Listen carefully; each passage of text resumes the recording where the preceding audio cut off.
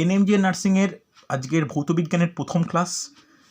আজকে ভৌতবিজ্ঞানের ক্লাসে যেটা টপিক ডিসকাস করব সেটা অ্যাকচুয়ালি ইভিএসের টপিক, পরিবেশের জন্য ভাবনা বা এনভায়রনমেন্টাল কনসার্ন। দেখো, এই যে চ্যাপ্টারে যে বিষয়বস্তুগুলো যে ডিসকাস করব এটা যথেষ্ট সহজ। তোমরা ভূগোলে বা ইভিএসে যারা পড়েছো তারা কিন্তু এই টপিকটা আছে, বা এই টপিকটা খুব কমন টপিক। দেখো, পরিবেশ বললেই আমরা যেটা বুঝি যে পরিবেশের কটা স্তর রয়েছে বলতে পারবে, বা পরিবেশ কী অংশ নিয়ে গঠিত? দেখো বলে দিই, যেটা ভূপৃষ্ঠের ওপরে বায়ু বর্তমান সেটা বায়ুমণ্ডল, জলটা জলমণ্ডল, আর বাকিটা শিলামণ্ডল যেটা মাটির অভ্যন্তরে। হ্যাঁ কি না? এটা আমরা প্রত্যেকে জানি। তবে এই যে গোটা পরিবেশ, ভূপৃষ্ঠের ওপর জল আর ভূপৃষ্ঠের নিচের যে তিনটে স্তর, এই স্তরের মধ্যে আমাদের যে আজকের এই চ্যাপ্টারে আলোচ্য বিষয় হচ্ছে বায়ুমণ্ডল। এই বায়ুমণ্ডল বললেই আমাদের যে কোশ্চেন বা যে টপিকগুলো গুরুত্বপূর্ণ তা হলো বায়ুমণ্ডলে যে বিভিন্ন গ্যাস রয়েছে। ভালো করে শুনবে, বায়ুমণ্ডলে যে বিভিন্ন গ্যাস রয়েছে বা উপাদান রয়েছে তাদের আয়তনের শতকরা পরিমাণ কত, এগুলো দিয়ে কিন্তু কোশ্চেন আসে। তাহলে আমরা জানি যে যদি এরপরে পয়েন্ট করা হয়, ফার্স্ট পয়েন্ট গ্যাসীয় উপাদান। আমরা প্রত্যেকেই জানি যে কোন গ্যাস সব থেকে বেশি থাকে, কে বলবে? নাইট্রোজেন। তাহলে নাইট্রোজেন কতটা পরিমাণ থাকে? 78 এরকম আর কি। আমি 78 মানে এখন আপডেটে ধরছি যে 78.05%। তারপরে কে থাকে? অক্সিজেন থাকে 20.95%, মানে মোটামুটি, মানে আমি এতে বলছি 20.95%। এরপরে থাকে এআর মানে কি? That is argon. লিখে রাখো, আর্গন এআর কত পার্সেন্ট? আর্গন থাকে 0.93%। হ্যাঁ কি না? এরপর যেটা গুরুত্বপূর্ণ CO2 কার্বন ডাইঅক্সাইড কত পার্সেন্ট? 0.04%। তাহলে মোটামুটি এইগুলো প্রধান গ্যাসীয় উপাদানের মধ্যে বলতে পারি। কার? পরিবেশের। এইগুলো ছাড়া কি আর কিছু বর্তমান? হ্যাঁ, বর্তমান কি? যেমন ওজোন বর্তমান, যেমন হাইড্রোজেন বর্তমান, বিভিন্ন নিষ্ক্রিয় গ্যাস বর্তমান, জলীয় বাষ্প বর্তমান, এগুলো আছেই। হ্যাঁ কি না? এগুলো কিন্তু আমাদের গুরুত্বপূর্ণ। আমি জলীয় বাষ্প লেখালাম না কেন এর মধ্যে? কেন জলীয় বাষ্পকে গ্যাসীয় উপাদান বলতে পারি না। জলীয় বাষ্প অফকোর্স উপাদান একটা বায়ুমণ্ডলের, কিন্তু গ্যাসীয় উপাদান নয়। জলীয় বাষ্প কিন্তু প্রায় 4% পর্যন্ত থাকতে পারে। হয়েছে? হ্যাঁ কি না? এরপর যেটা আমাদের মেন গুরুত্বপূর্ণ, যে এই যে বায়ুমণ্ডলের উপাদান তো এটা বুঝলাম, কিন্তু বায়ুমণ্ডলে যদি স্তর হিসাবে আমরা ভাগ করি, এটা কিন্তু সবথেকে গুরুত্বপূর্ণ। নেক্সট নোট ডাউন করো, ফার্স্ট টপিক আজকের গুরুত্বপূর্ণ যে বায়ুমণ্ডলের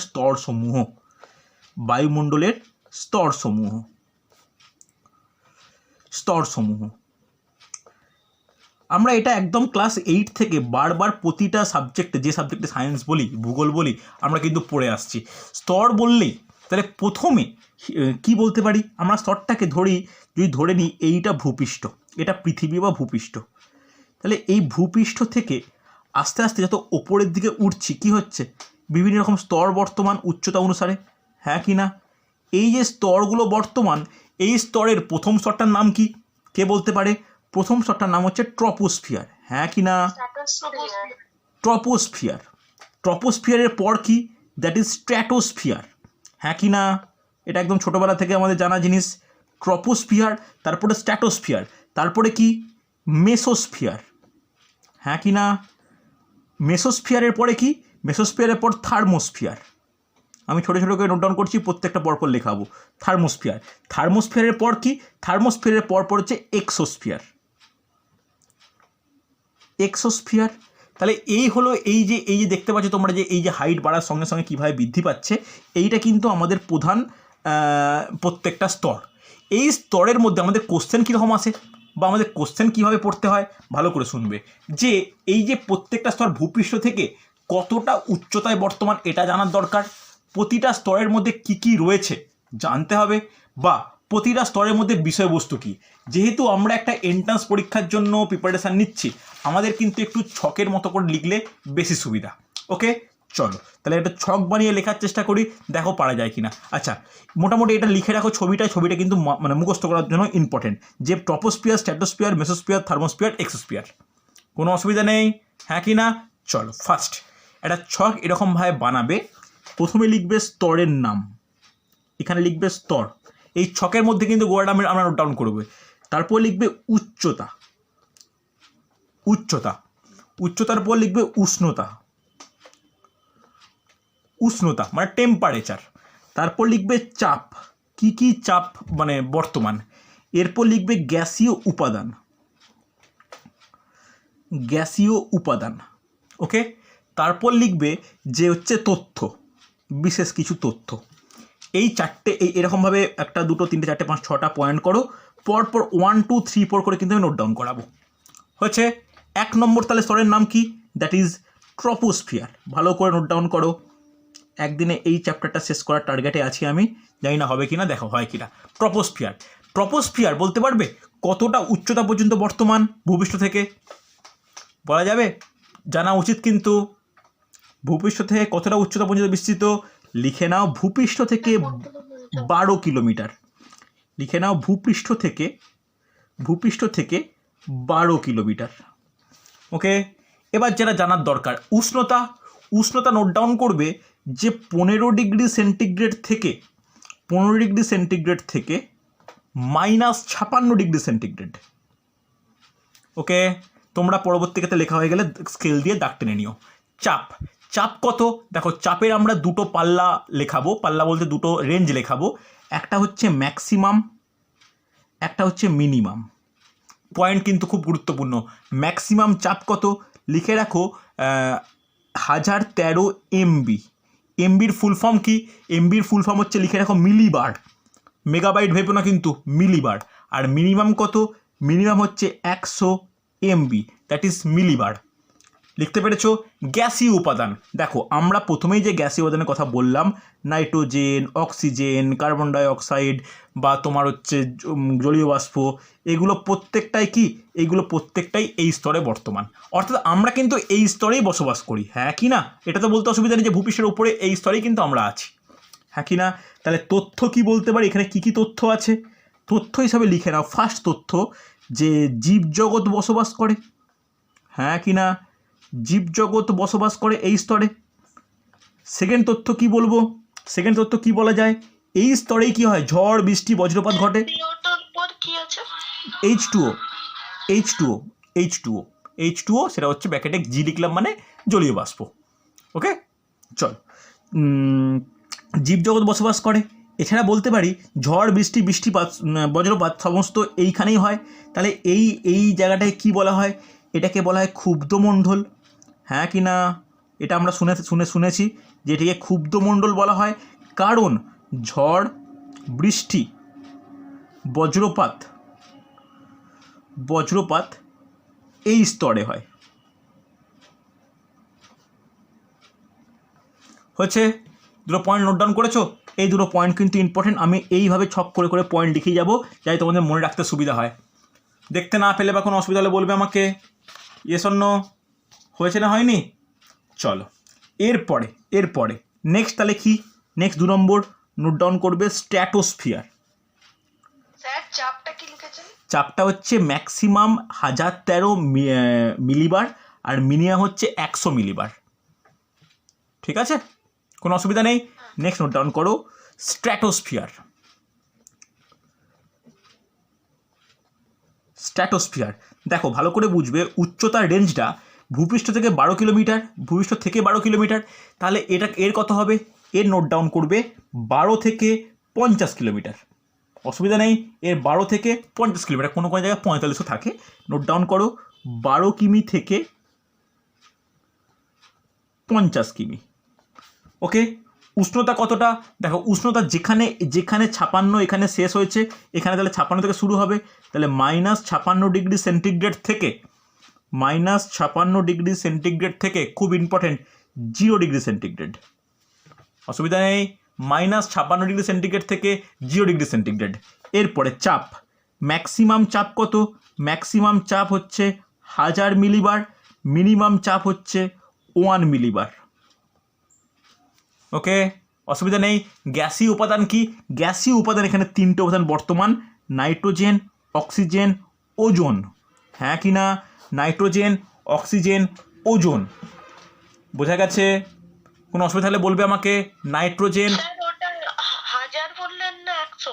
100 দেখো ভালো করে দেখো জিনিস, দেখো এখানে ম্যাক্সিমাম কত ছিল 1013, মিনিমাম কত 100, তাহলে এখানে যেটা মিনিমাম সেটা পরের স্তরে ম্যাক্সিমাম হবে, কথা বুঝতে পারলে? উষ্ণতার ক্ষেত্রে দেখো 15 ডিগ্রি থেকে -56, যেই সেই -56টাই এখানে দেখো -56 থেকে 0, তাহলে এর যেটা শেষ সেটা এস শুরু, এর যেটা মিনিমাম এস সেটা ম্যাক্সিমাম। কথাটা বোঝা গেছে? আর গ্যাসীয় উপাদান হিসেবে কি বর্তমান? Nitrogen, oxygen, ozone. কোনো অসুবিধা নেই? অসুবিধা থাকলে বলবে আমাকে, ইম্পর্টেন্ট কিন্তু। এরপরে এর বিশেষ তথ্য কি? এর একটা বিশেষ তথ্য সবচেয়ে গুরুত্বপূর্ণ, যে এই স্ট্র্যাটোস্ফিয়ারে, ভালো করে শোনো, এই স্ট্র্যাটোস্ফিয়ারে কি হয়? জেট প্লেন চলাচল করে। নোট ডাউন করো ফার্স্ট পয়েন্ট, জেট প্লেন এই স্তরে চলাচল করে।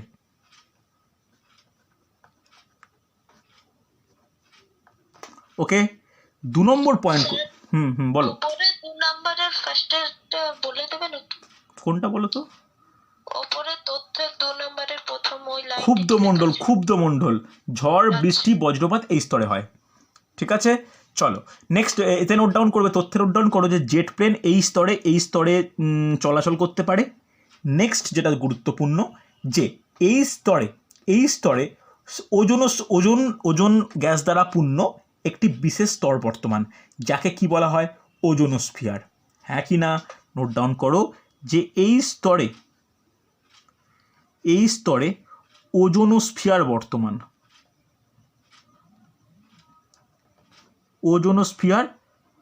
বর্তমান। ওকে, এই ওজোনোস্ফিয়ারের কাজ কি? আমরা কম বেশি প্রত্যেকেই জানি যে ওজোন গ্যাস দ্বারা পূর্ণ একটি লেয়ার বা স্তর তৈরি করে, যা সূর্য থেকে আগত অতি ক্ষতিকারক ইউভি রশ্মিকে প্রতিহত করে। হ্যাঁ কি না? যাতে তারা ভূপৃষ্ঠে আসতে না পারে।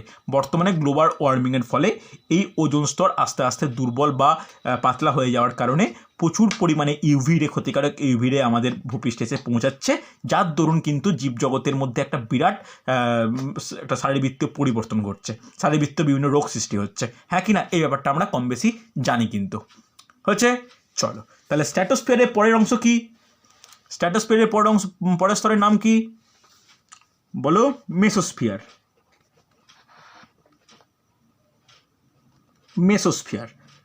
এই মেসোস্ফিয়ারের রেঞ্জ কত? দেখো, এর শেষ হয়েছে কোথায়? 50। তাহলে এখানে কি বলতে পারি? এটা লিখে নাও 50 থেকে 85। হ্যাঁ, 50 থেকে 80 বা 50 থেকে 85 কিলোমিটার। ওকে, অসুবিধা নেই। এর উষ্ণতা কত শেষ হয়েছিল? -56 থেকে 0 ডিগ্রি। তাহলে এখানে কি হবে? লিখে নাও 0 ডিগ্রি সেন্টিগ্রেড থেকে -93 ডিগ্রি সেন্টিগ্রেড। 0 ডিগ্রি সেন্টিগ্রেড থেকে -93 ডিগ্রি সেন্টিগ্রেড। চাপের কথা যদি বলি, ম্যাক্সিমাম মিনিমাম, তাহলে ম্যাক্সিমাম আগেরটার কথা, মিনিমাম কত ছিল? 1। তাহলে যেটা আগেরটার মিনিমাম সেটা এর ম্যাক্সিমাম। হ্যাঁ কি না? আর মিনিমাম কত? 0.01 মিলিবার। কোনো অসুবিধা আছে? দেখো, এরকম ছক করে লেখাচ্ছি, তোমরা কিন্তু দিনের পর দিনে পড়ে নাও। আমি গ্রুপে রাত্রে নোটিশ দিয়ে দেবো, শুক্রবার বা বৃহস্পতিবার, সরস্বতী পুজোর আগের দিন বা তার আগের দিন আমি হৃদরক্ত সংবহনতন্ত্রের গোটাটা পরীক্ষা নেবো কিন্তু, 25 নম্বরের। পড়তে থাকো, একটা চ্যাপ্টার শেষ না করলে কিন্তু মুশকিল। ঠিক আছে, চলো এবার হচ্ছে গ্যাসীয় উপাদান। গ্যাসীয় উপাদান কি? N2O2, N2+, O2+। ওকে, এগুলো কিন্তু বিভিন্ন আয়ন, যেগুলো এই অক্সিজেন নাইট্রোজেন থেকে উৎপন্ন হয়। অসুবিধা নেই? হ্যাঁ কি না? এবার এর বিশেষ তথ্য কি? ভালো করে নোট ডাউন করো। এটি বায়ুমণ্ডলের শীতলতম অংশ, খুব গুরুত্বপূর্ণ। এটি বায়ুমণ্ডলের শীতলতম অংশ বা শীতলতম স্তর। কোশ্চেন আসে, বায়ুমণ্ডলে কোন স্তরটি শীতলতম? তাহলে কি হবে? শীতলতম স্তর হচ্ছে এই মেসোস্ফিয়ার। অসুবিধা নেই। এরপরে আর একটা তথ্য আমাদের জানার দরকার, যে উল্কা, আমাদের জানি উল্কা অনেক বাইরে থেকে উল্কা আমাদের ছিটকে আসে, উল্কা এই স্তরে এসে ধ্বংস হয়ে যায়। নোট ডাউন করো, উল্কা এই স্তরে এসে ধ্বংস হয়ে যায়, এই স্তরে এসে ধ্বংসপ্রাপ্ত হয় বা ধ্বংস হয়। নোট ডাউন করেছো? এই পয়েন্টগুলো কিন্তু খুব ইম্পর্টেন্ট, যে কোনো পয়েন্ট দিয়ে কোশ্চেন আসতে পারে। বলো, কোনো ডাউট থাকলে বলবে। প্রত্যেকে নোট ডাউন করেছো? একটু তাড়াতাড়ি নোট ডাউন করবে। হয়েছে না হয়নি? হয়েছে তো? রেসপন্স করো। চল, তাহলে মেসোস্ফিয়ারের পরের স্তরের নাম কি? That is thermosphere. হ্যাঁ কি না?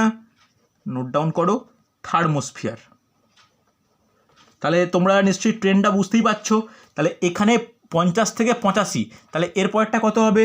থার্মোস্ফিয়ার কত হবে? 85 থেকে স্টার্ট হবে, তাহলে 85 কিমি থেকে কতটা? 85 কিমি থেকে প্রায় 500 কিলোমিটার। ওকে, 85 কিমি থেকে প্রায় 500 কিলোমিটার। একইভাবে এর 0 ডিগ্রি থেকে -93 ডিগ্রি, তাহলে এখানে স্টার্ট হবে কোথা থেকে? -93 ডিগ্রি সেন্টিগ্রেড থেকে হায়েস্ট কতটা যাবে? এর কিন্তু টেম্পারেচার হট করে বৃদ্ধি পাবে, যেটা 1200 ডিগ্রি সেন্টিগ্রেড। দেখো কতটা বেড়ে গেছে, বুঝতে পারলে? ম্যাক্সিমাম আর মিনিমাম কি pressure, maximum pressure, minimum pressure. এর যেটা মিনিমাম এখানে সেটা ম্যাক্সিমাম হবে, হ্যাঁ কি না? চলো, এখানে দেখা যায় যে এর ম্যাক্সিমাম প্রেসার 0.1 মিলিবার আর মিনিমাম প্রেসার নেই। ওকে, বা শূন্য বলতে পারি, যে আস্তে আস্তে যত উচ্চতা বাড়বে চাপ প্রায় শূন্য হয়ে যাবে, তাহলে এর মিনিমাম বলতে আর কোনো প্রেসার হতে পারে না। ওকে, এখানে গ্যাসীয় উপাদান হিসেবে কি বর্তমান? O2 plus, NO plus, N2 plus. Okay, একটু ভালো করে নোট ডাউন করো, এটা কিন্তু গ্যাসীয় উপাদান। তোমরা একটু ভালো করে প্রত্যেকে নোট ডাউন করে নিও, কিন্তু নিজের মতো করে যেন ছকটা ঠিক করে লেখা থাকে। হচ্ছে, এবার এই থার্মোস্ফিয়ারের গুরুত্ব কি? এই থার্মোস্ফিয়ারের গুরুত্ব কি এখানে কিন্তু খুব ইম্পর্ট্যান্ট, ভালো করে শুনবে। থার্মোস্ফিয়ারে কৃত্রিম মেরুজ্যোতি সৃষ্টি হয়। ফার্স্ট পয়েন্ট করো, মেরুজ্যোতি সৃষ্টি হয়, মেরুজ্যোতি সৃষ্টি হয়। ফার্স্ট পয়েন্ট গুরুত্বপূর্ণ। সেকেন্ড পয়েন্ট কি? সেকেন্ড পয়েন্ট, এই স্তরে বেতার তরঙ্গ প্রতিফলিত হয়, বেতার তরঙ্গ প্রতিফলিত হয়। ওকে, এই স্তরে বেতার তরঙ্গ প্রতিফলিত হয়। নোট ডাউন করেছো? থার্ড পয়েন্ট লেখো, এই স্তরে আকাশকে কালো দেখায়, এই স্তরে আকাশকে কালো দেখায়।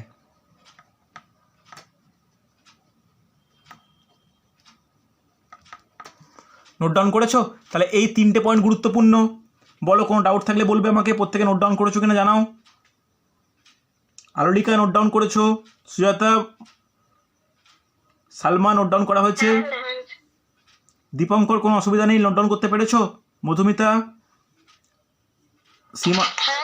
সীমা পেরেছো? ওকে, চলো দেখো, তাহলে আমরা প্রথম যে 4টে স্তর অর্থাৎ troposphere, stratosphere, mesosphere, thermosphere note down করলাম। এরপরে নেক্সট, তাহলে এতটা কোনো অসুবিধা নেই, ঠিক করে বলো আমাকে, নেই তো? চলো, তাহলে নেক্সট স্তরে কী হবে? নেক্সট স্তর হচ্ছে এক্সোস্ফিয়ার। দেখো নেক্সট তাহলে কি? এক্সোস্ফিয়ার। এক্সোস্ফিয়ার, তাহলে এক্সোস্ফিয়ার ভালো করে শুনবে, পেজটা আমার উল্টে গেছে। যাই হোক, তাহলে এক্সোস্ফিয়ার আগের স্তর কী ছিল? থার্মোস্ফিয়ার। এই থার্মোস্ফিয়ার কতটা বলেছিলাম? যে 85 থেকে 500। তাহলে এক্সোস্ফিয়ার কত হবে? এক্সোস্ফিয়ার হবে 500 থেকে 1500। নোট ডাউন করো, 500 কিমি থেকে 1500 কিমি পর্যন্ত বিস্তৃত হচ্ছে। এখানের তাপমাত্রা কত হবে? দেখো, ওর ম্যাক্সিমাম ছিল 1200 ডিগ্রি সেন্টিগ্রেড, এর 1200 ডিগ্রি থেকে কতটা? 1200 ডিগ্রি থেকে 1600 ডিগ্রি সেন্টিগ্রেড, 1200 ডিগ্রি থেকে 1600 ডিগ্রি সেন্টিগ্রেড হয়েছে। এর চাপ কত? ম্যাক্সিমাম মিনিমামের কোনো ব্যাপারই নেই, এর চাপ শূন্য, অর্থাৎ এই অংশে কোনো চাপ নেই। হচ্ছে এখানে গ্যাসীয় উপাদান, গ্যাসীয় উপাদানে কি বর্তমান? হাইড্রোজেন ও হিলিয়াম বর্তমান, মনে থাকবে, হাইড্রোজেন ও হিলিয়াম বর্তমান। নেক্সট যেটা দরকার কি বিশেষ তথ্য, তাহলে তথ্য কি? এই অংশে কৃত্রিম উপগ্রহ ও মহাকাশ কেন্দ্র অবস্থান করে। নোট ডাউন করো, এই স্তরে কৃত্রিম উপগ্রহ ও মহাকাশ কেন্দ্র অবস্থান করে। এই পয়েন্টটা কিন্তু খুব গুরুত্বপূর্ণ। দেখো, যে তথ্যগুলো লেখালাম এই তথ্যগুলো দিয়ে কিন্তু প্রচুর প্রশ্ন আসে, হয়েছে না হয়নি? এবার আমি যে তোমাকে প্রথমেই আলোচনা করতে শুরু করেছিলাম, মোটামুটি স্তর এইগুলোই বলেছিলাম, কিন্তু এই এক্সোস্ফিয়ারের ওপরও একটি বিশেষ স্তর কিন্তু বর্তমান। বলতে পারবে তার নাম কি? বলতে পারবে তার নাম কি? কেউ বলা যাবে? সুজাতা? না, আয়নোস্ফিয়ার নয়, আয়নোস্ফিয়ার থার্মোস্ফিয়ারের একটি অংশ বিশেষ, আমি পরে নোট ডাউন করাবো ওটা। সেটা হচ্ছে ম্যাগনেটোস্ফিয়ার। নোট ডাউন করে এটা স্পেশাল হিসাবে একটা স্পেশাল স্টার দিয়ে লিখো যে magnetosphere.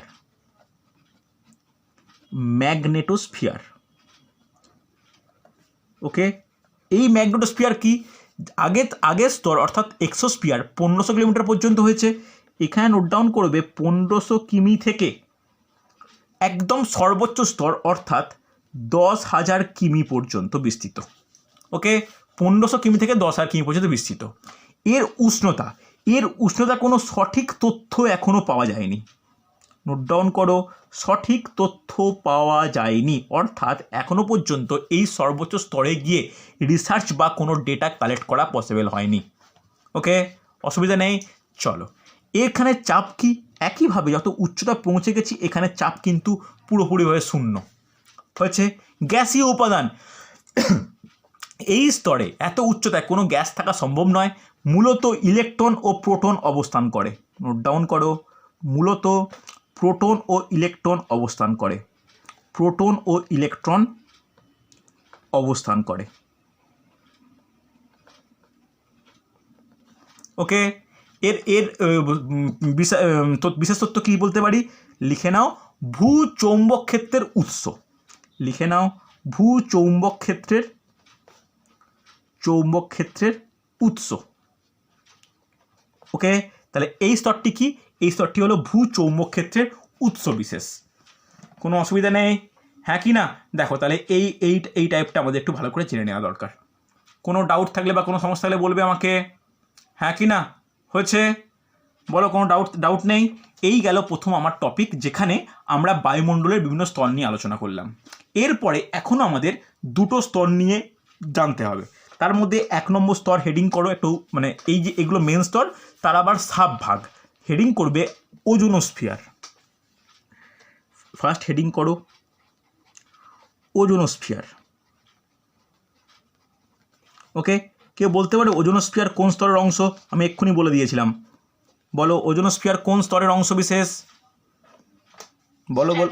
স্ট্র্যাটোস্ফিয়ারের। Very good, note down করো, এটি স্ট্র্যাটোস্ফিয়ারের অংশ। ফার্স্ট পয়েন্ট, এটি স্ট্র্যাটোস্ফিয়ারের অংশ। এটি স্ট্র্যাটোস্ফিয়ারের অংশ বিশেষ। হয়েছে? নোট ডাউন করেছো? নেক্সট, খুব গুরুত্বপূর্ণ, এই যে স্ট্র্যাটোস্ফিয়ারের অংশ যে বিশেষ বুঝলাম, তাহলে এর প্রধান উপাদান কি? এর প্রধান উপাদান লিখে রাখো ozone gas. Just note down করো, প্রধান উপাদান হচ্ছে ওজোন গ্যাস। O3 মানে ওজোন গ্যাস। ওকে, তাহলে এর কাজ কি? এর কাজ হচ্ছে, লিখে রাখো, এর প্রধান কাজ যে সূর্য থেকে আগত অতি ক্ষতিকারক ইউভি রেকে প্রতিরোধ করা। অতি ক্ষতিকারক ইউভি রশ্মি বা আল্ট্রাভায়োলেট রশ্মি বা অতিবেগুনি রশ্মিকে প্রতিহত করা। হ্যাঁ কি না? এই হচ্ছে ওজোনোস্ফিয়ার। আমি এটা বুঝলাম, কিন্তু সমস্যা কি হয়? এরপরে কিন্তু একটা সমস্যা দেখা যাচ্ছে। কি সমস্যা? সমস্যা হচ্ছে ওজোন গহ্বরে ছিদ্র। নোট ডাউন একটা পয়েন্ট সাবহেডিং করো, যে এই যে ওজোন গহ্বর আছে, এই ওজোন গহ্বরের ছিদ্র বা হোল কীভাবে সৃষ্টি হয়। দেখো, আমরা যে বিভিন্ন যন্ত্রপাতি ইউজ করি, যন্ত্রপাতি ইন দ্যাট সেন্স যেগুলো এসি বা ঠান্ডা করার যন্ত্র, যেমন ফ্রিজ, এসি, কুলার, এখান থেকে কী বেরোয়? এখান থেকে প্রচুর পরিমাণে ক্লোরোফ্লুরোকার্বন আর নাইট্রোজেনের বিশেষ অক্সাইড, নাইট্রিক অক্সাইড বেরোয়। এই সিএফসি আর নাইট্রিক অক্সাইড কী কাজ করে? এই ওজোন গহ্বরে ছিদ্র সৃষ্টি করে। ফার্স্ট একটা পয়েন্ট নোট ডাউন করবে, কোন বিজ্ঞানী এই স্ট্র্যাটোস্ফিয়ারে লক্ষ্য করেন যে স্ট্র্যাটোস্ফিয়ারের অন্তর্গত ওজোনোস্ফিয়ারে ছিদ্র হয়েছে? একটা পয়েন্ট নোট ডাউন করো, যে 1982 সালে ব্রিটিশ বিজ্ঞানী জো ফোরম্যান লক্ষ্য করেন যে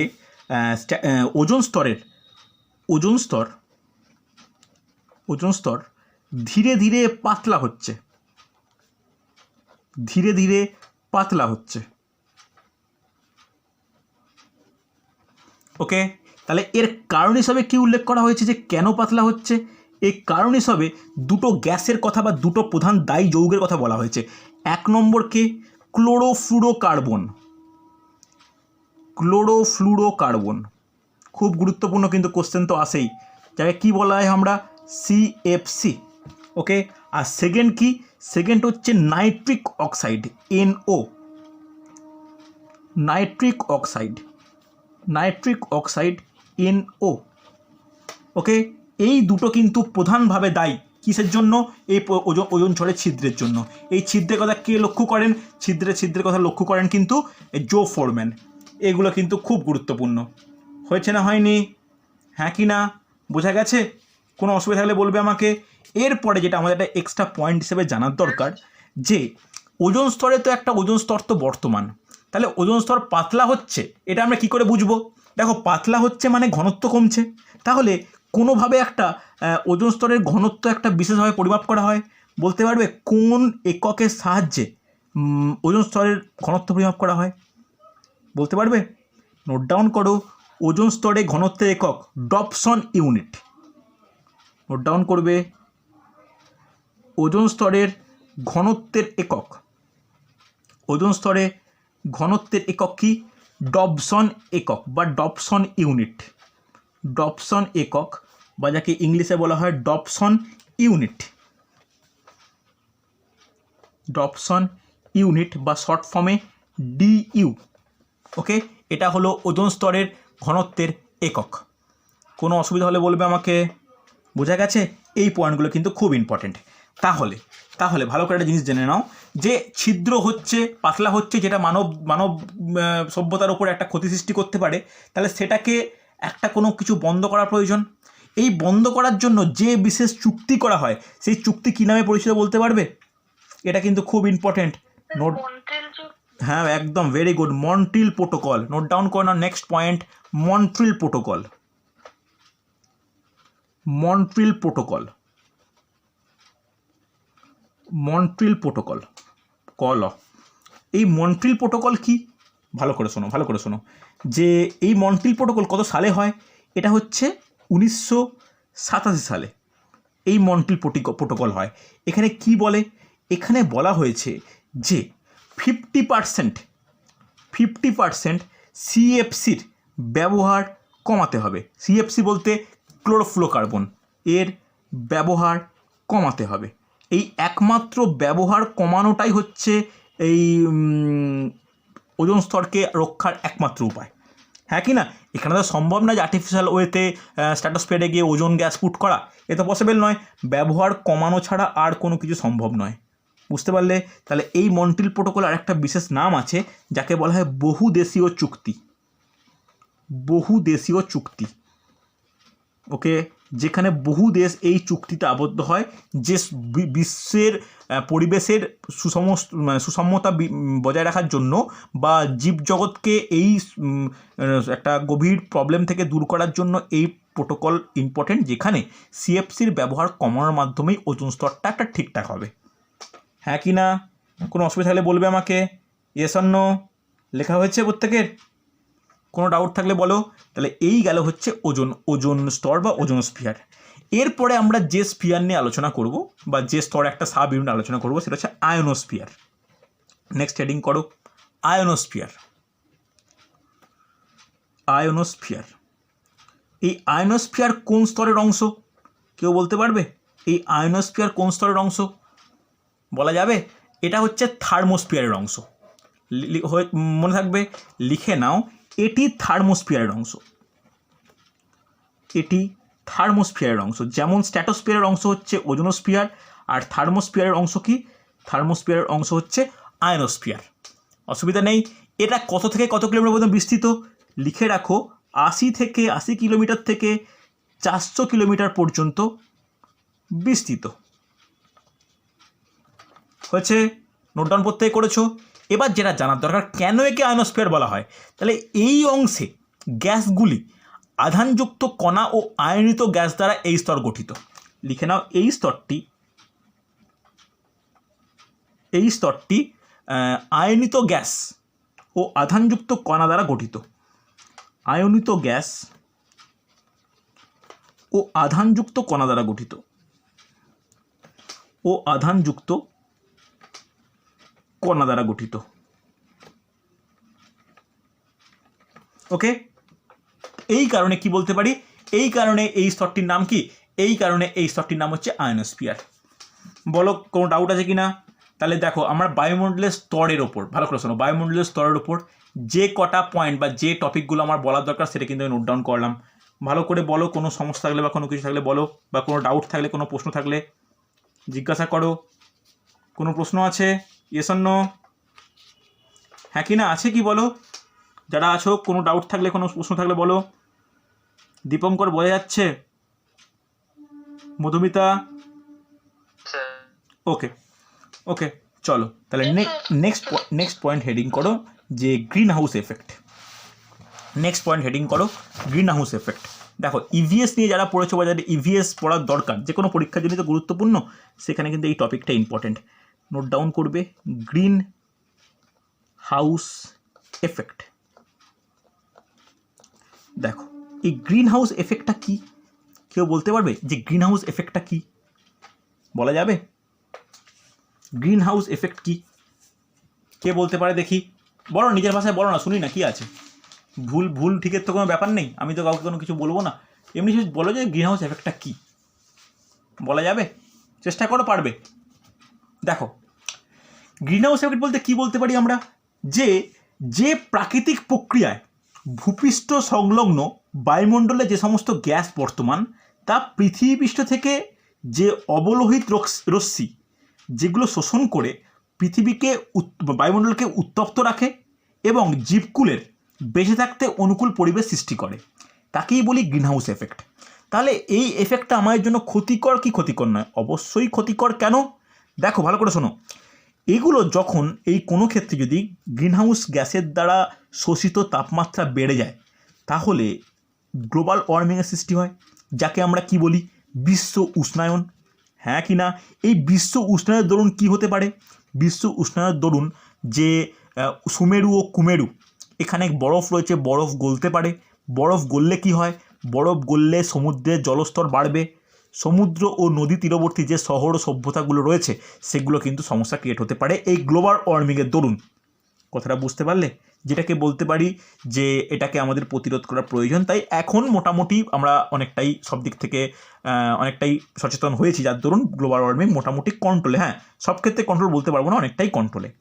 তবে যেটা জানা উচিত বা যেটা কোশ্চেন আসে যে গ্রিন হাউস এফেক্ট এর জন্য দায়ী কে? এর জন্য দায়ী হচ্ছে বিভিন্ন গ্রিন হাউস গ্যাস।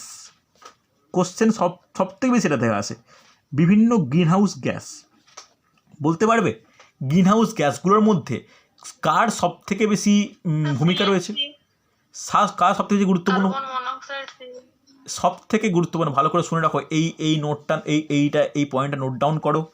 1 নম্বর হচ্ছে কার্বন ডাই অক্সাইড। ওকে, কত পার্সেন্ট ভূমিকা? 49% ভূমিকা কোনো একটা উষ্ণতা বৃদ্ধিতে। ঠিক আছে, নেক্সট নোট ডাউন করবে মিথেন, CH4, মিথেন। যারা এই CH4 নাম মনে রাখতে পারবে না, মিথেন বলে লিখে নাও। মিথেন কত পার্সেন্ট? মিথেন হচ্ছে 18%। তারপরে 3 নম্বর নোট ডাউন করবে CFC, ক্লোরোফ্লোরোকার্বন, কত পার্সেন্ট? 14%। 4 নোট ডাউন করবে নাইট্রাস অক্সাইডে লিখে দিচ্ছি, নাইট্রাস অক্সাইড সংকেত কেউ বলতে পারবে? নাইট্রাস অক্সাইডের সংকেত দ্যাট ইজ N2O, কত পার্সেন্ট? 6%। নেক্সট অন্যান্য গ্যাস ও জলীয় বাষ্প। জলীয় বাষ্প ও অন্যান্য গ্যাস, দেখো জলীয় বাষ্পও কিন্তু গুরুত্বপূর্ণভাবে গ্রিন হাউস গ্যাস এফেক্টের মাধ্যমে বিশ্ব উষ্ণায়নের জন্য দায়ী। ঠিক আছে, এটা কত পার্সেন্ট? লিখে রাখো 13%। এই ডেটাগুলো কিন্তু আমাদের খুব ইম্পর্ট্যান্ট। এই যে গ্রিন হাউস গ্যাস, এই গ্রিন হাউস গ্যাসের মধ্যে প্রধান দুটো গ্যাস হলো কি? কার্বন ডাই অক্সাইড ও মিথেন। বোঝা গেছে? হ্যাঁ কি না? যেগুলোকে আমরা মোটামুটি ডেলি লাইফে বা কোনো বজ্র জায়গায় বা কোনো মানে পুকুরের পাড়ে বা জলাভূমিতে মিথেন গ্যাস পাই, বা পরিবেশিত কার্বন ডাই অক্সাইড পাই। হ্যাঁ কি না? কোনো অসুবিধা থাকলে বলবে আমাকে। এছাড়া শুধুমাত্র এগুলো তো নয়, এছাড়াও অন্যান্য গ্যাসের মধ্যে কি হয়েছে? ওজোন রয়েছে বা আরও নাইট্রোজেন ঘটিত বিভিন্ন গ্যাস কিন্তু আছে। বোঝা গেছে? তাহলে এইগুলো কি গ্রিন হাউস গ্যাসের টোটাল ইম্প্যাক্ট হচ্ছে। কোনো অসুবিধা নেই, নোট ডাউন করেছো? পরীক্ষায় কিন্তু এই পয়েন্টগুলো প্রচুর পরিমাণে আসে। হচ্ছে, নেক্সট হেডিং করো ক্লোরোফ্লোরোকার্বন। এতক্ষণ তো বললাম আমি। এতক্ষণ লেখুনি তুমি ক্লোরোফ্লোরোকার্বন সিএফসি ক্লোরোফ্লোরোকার্বন হয়েছে। হ্যাঁ আগে লেখা আছে। চলো নেক্সট নোট ডাউন করো, বিশ্ব উষ্ণায়ন। বিশ্ব উষ্ণায়ন যেটাকে আমি বলি আমরা কি গ্লোবাল ওয়ার্মিং। গ্লোবাল ওয়ার্মিং দেখো এই গ্লোবাল বিশ্ব উষ্ণায়ন কি তাহলে দেখো এই গ্রিন হাউস গ্যাসের প্রভাবে বিশ্বজুড়ে ক্রমাগত উষ্ণতা বৃদ্ধিকে বলা হয় বিশ্ব উষ্ণায়ন। ওকে, প্রথমেই যেটা জানার দরকার এর কারণ কি কি মনে হতে পারে, 3টে পয়েন্ট বলবো, তোমরা বলবে কি কি পয়েন্ট, কি মনে হতে পারে বলো আমাকে। ফার্স্ট পয়েন্ট কি? ফার্স্ট পয়েন্ট হচ্ছে অরণ্য ছেদন। হ্যাঁ কি না? এই অরণ্য ছেদনের জন্য কি হচ্ছে? কার্বন ডাই অক্সাইডের মাত্রা বাড়ছে। সেকেন্ড পয়েন্ট কি? জীবাশ্ম জ্বালানির ব্যাপক ব্যবহার। জীবাশ্ম জ্বালানির ব্যাপক ব্যবহার, তাহলে জীবাশ্ম জ্বালানির ব্যবহারের ফলে কি উৎপন্ন হয়? কার্বন ডাই অক্সাইড উৎপন্ন হয়। হ্যাঁ কি না? মনে থাকবে। নেক্সট পয়েন্ট কি? নেক্সট পয়েন্ট হচ্ছে গ্রিনহাউস গ্যাসগুলির ব্যবহার, অত্যাধিক পরিমাণ বৃদ্ধি, ব্যবহার বৃদ্ধি। লিখে রাখো যে greenhouse গ্যাসগুলির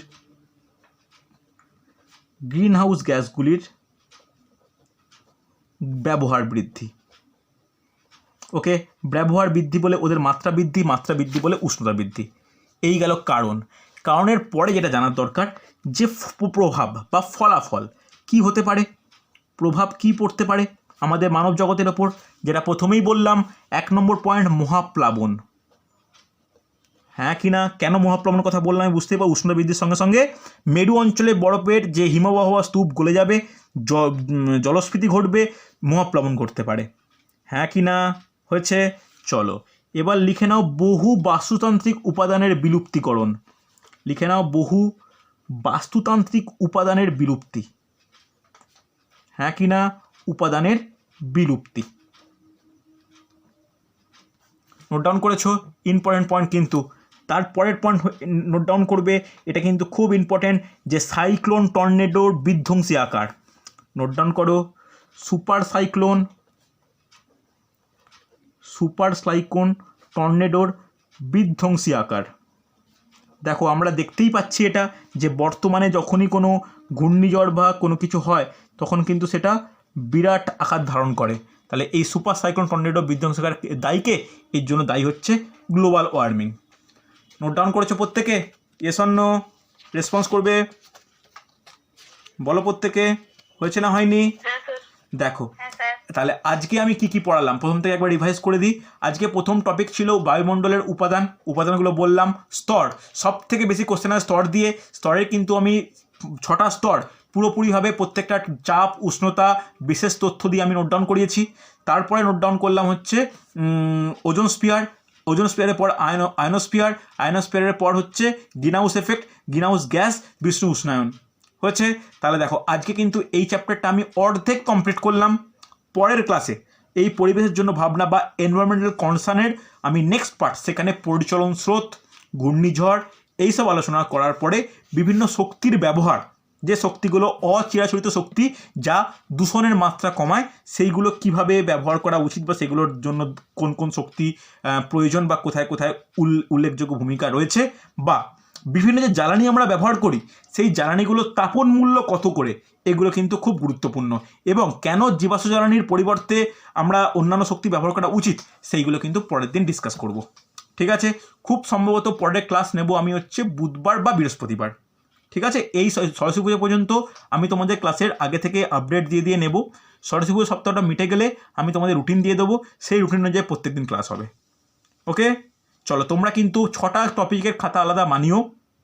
life science, physical science, English, reasoning, math, GK খাতা বানিও। সবচেয়ে মোটা খাতা বানিও ফিজিক্যাল সায়েন্স, লাইফ সায়েন্সের, কিন্তু পুরো খাতা ফিল আপ হবে। কেন? যে ডিটেলসে পড়াবো, এখনও প্রায় 4 মাস বাকি, ভালো করে পড়তে থাকো।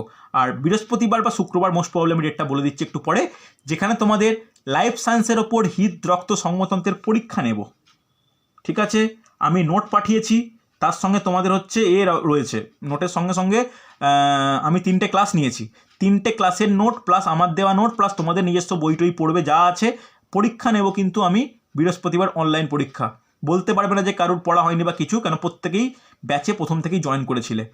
ঠিক আছে, চলো আজকে এতটাই, আগামী ক্লাসে আমি আপডেট দিয়ে দেবো। ঠিক আছে, চলো।